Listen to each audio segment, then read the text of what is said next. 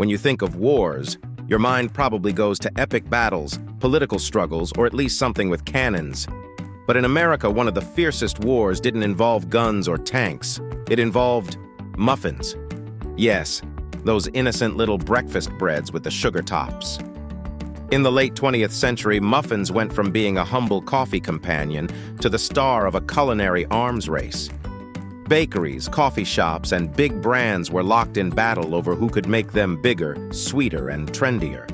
And like any good war story, there were casualties of diets, of waistlines, and eventually of the muffin's reputation. So buckle up. Today we're diving into the Muffin War that divided America's bakeries, right here on History of Food.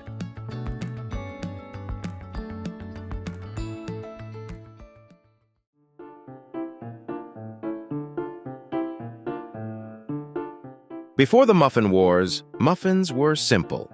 Think of them as the introverts of the baked goods world, modest, wholesome, not trying to grab attention. They were often bran-based, fruit-filled, or cornmeal-heavy. Something your grandmother might bake on a Sunday morning, not something you'd see in a glass case with a spotlight on it. But by the late 1970s and early 1980s, America was primed for a food revolution. Bagels were getting trendy, croissants were becoming a thing, and coffee culture was beginning to bubble.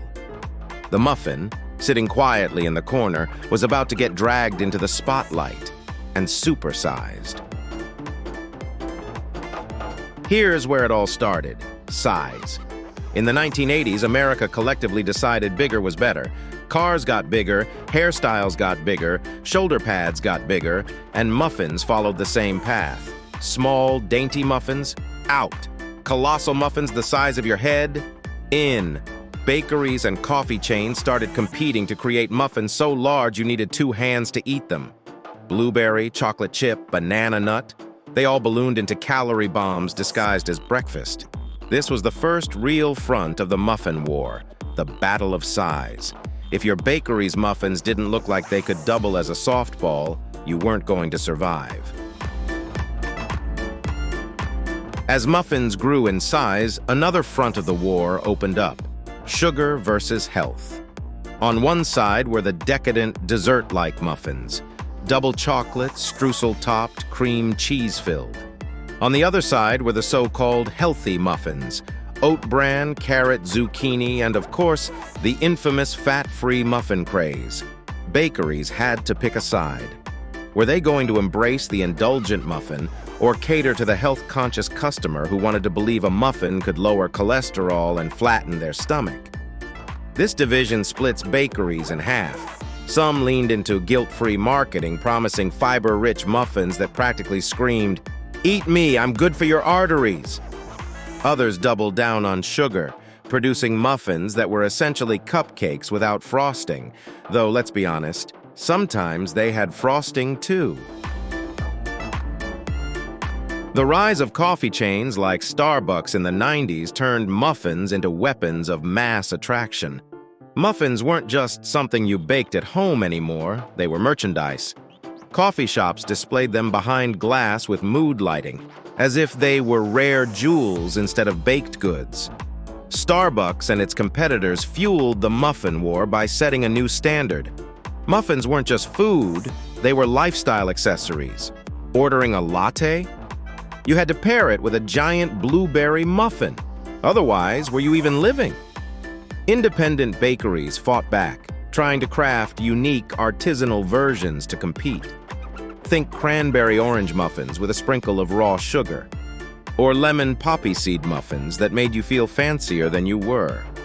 The war wasn't just about size or health anymore, it was about branding. By the late 1990s, America's relationship with muffins got complicated. Nutritionists began pointing out that many muffins had more calories than donuts. That blueberry muffin you thought was a light breakfast? Yeah, it had over 500 calories and a sugar load that could knock you out. This revelation sparked backlash.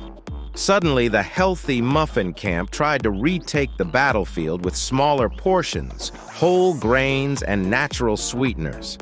Bakeries and brands started advertising low-fat, low-calorie options. But let's be honest, most of them tasted like disappointment. Meanwhile, the indulgent muffin side doubled down, leaning into gourmet flavors and premium ingredients, arguing, hey, if you're going to eat a muffin, go all in. This philosophical divide only widened the Muffin War.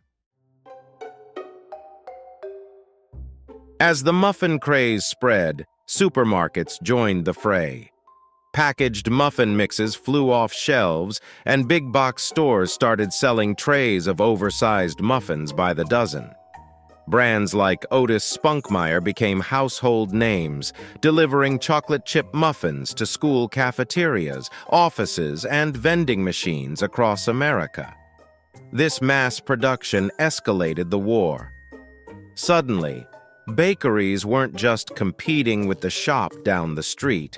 They were competing with frozen muffins shipped nationwide. For some, this meant joining the industrial muffin machine. For others, it meant retreating into the artisanal niche. Every war has casualties, and the Muffin War was no exception. Smaller bakeries that couldn't keep up with the trends folded. Some customers, disillusioned with the sugar bombs masquerading as breakfast, abandoned muffins altogether and defected to bagels, smoothies, or yogurt parfaits. Even muffins' reputation took a hit. Once seen as a balanced breakfast, they became a punchline.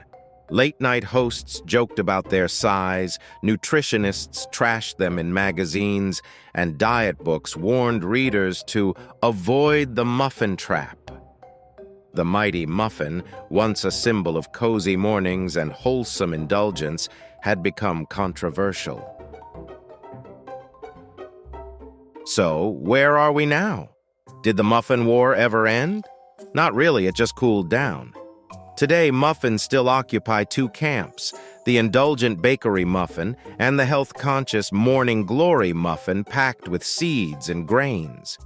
Artisanal bakeries craft small-batch muffins with exotic flavors, matcha, chai, lavender blueberry, while supermarkets still churn out oversized chocolate chip monsters for the masses. The Muffin War never really ended. It just went underground, simmering quietly behind bakery counters and in coffee shop glass cases. At its core, the Muffin War wasn't just about baked goods. It was about America itself. Our obsession with bigger portions, our tug-of-war between indulgence and health, our ability to turn even the most innocent food into a battlefield of branding, marketing, and identity. The muffin became a mirror, reflecting all of our cultural contradictions. Do we want pleasure or discipline? Convenience or authenticity? Sugar or bran? In trying to answer those questions, bakeries ended up divided, customers confused, and muffins became a little ridiculous. So, the next time you walk into a coffee shop and see a blueberry muffin staring at you from behind the glass, remember, it's not just a snack. It's a veteran of a decades-long war that divided America's bakeries, reshaped breakfast culture, and left behind a complicated legacy.